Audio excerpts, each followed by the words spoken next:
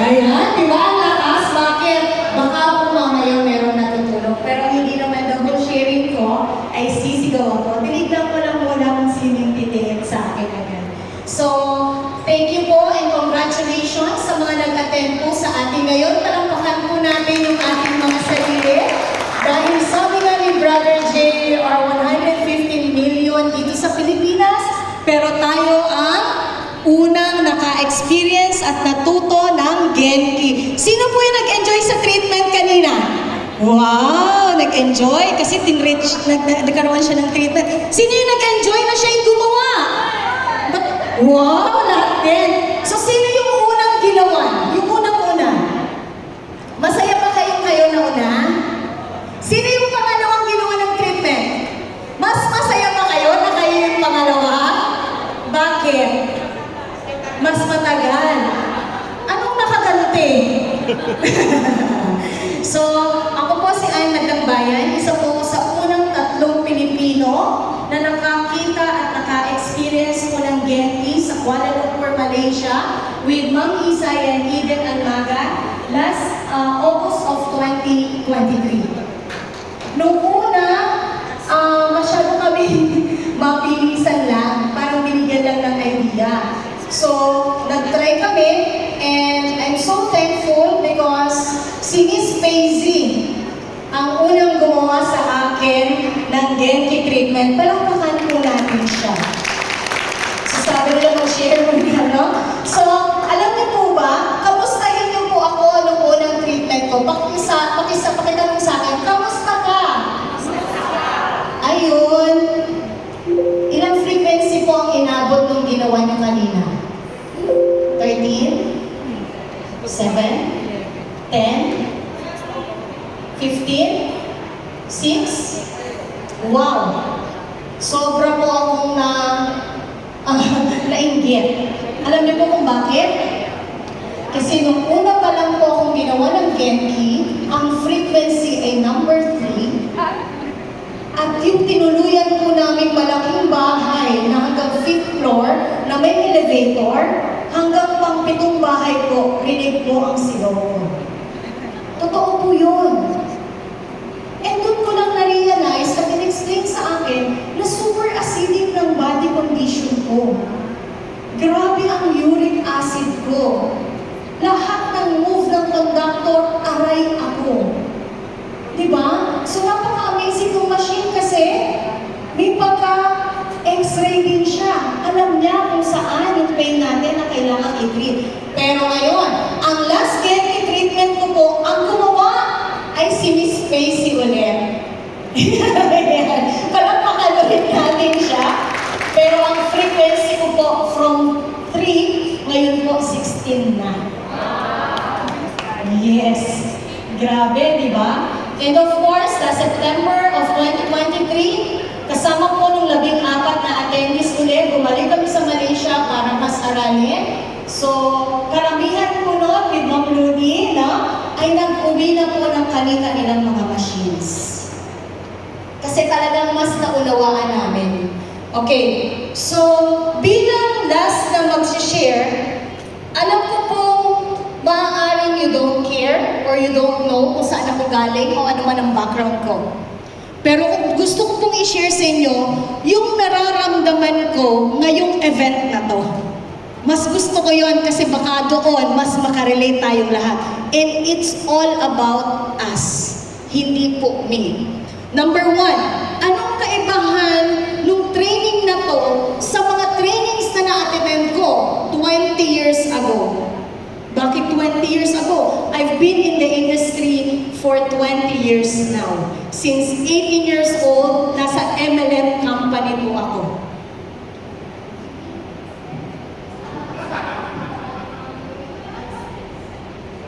Okay? Hindi ko na lang minay kasi syempre mo nagre-record. Okay? So bakit ko yung sinabi? Ay, palipat-lipat naman pala to, hindi man pa pala makakakali. Isa lang po ang masasabi ko.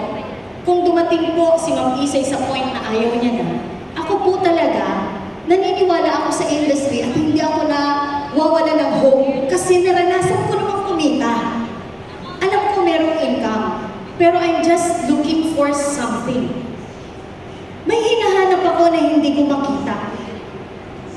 Maybe nasa tamang kumpanya nga ako, maybe nasa tamang produkto nga ako, pero hindi ko makita yung tamang approach na may tamang mentor. Kaya parang wala akong direksyon. Pero last August of 2023, 3 lang po kaming pumunta sa Malaysia. Malinaw na malinaw pa sa isip ko yung sinabi ni Brother Jay.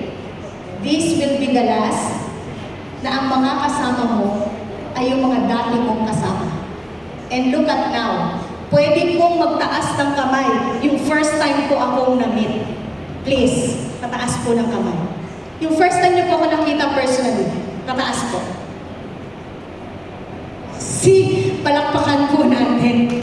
Mahigit kalahati ng attendees.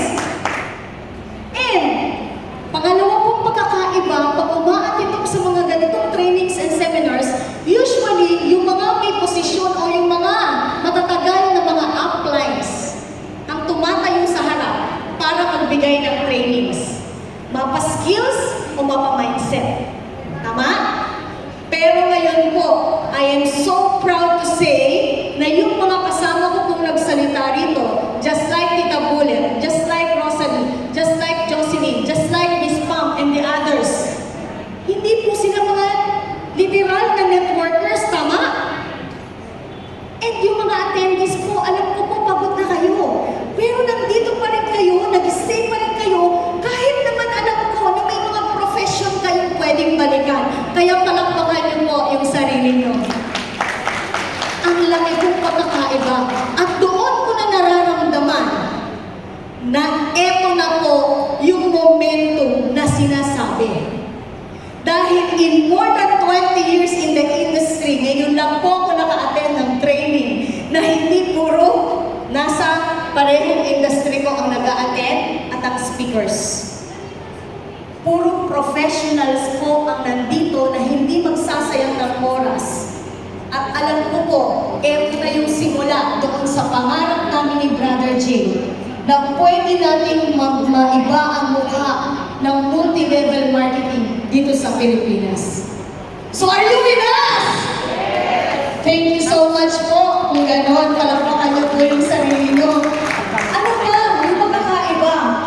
Dati, tumatumbling tayo para makapag-invite ng mga attendees. Tama? Nakaka-relate yung iba na nasa direct selling and networking. Pero ngayon, magkano po ang bayad dito sa venue? Ay, dito sa event? 1,000 pesos. Nagbayad ka. Magsasasakyan ka pa. Hindi ka nilibre ng apply mo tulad dati. Tama? Bumili ka ng sarili mong pagkain.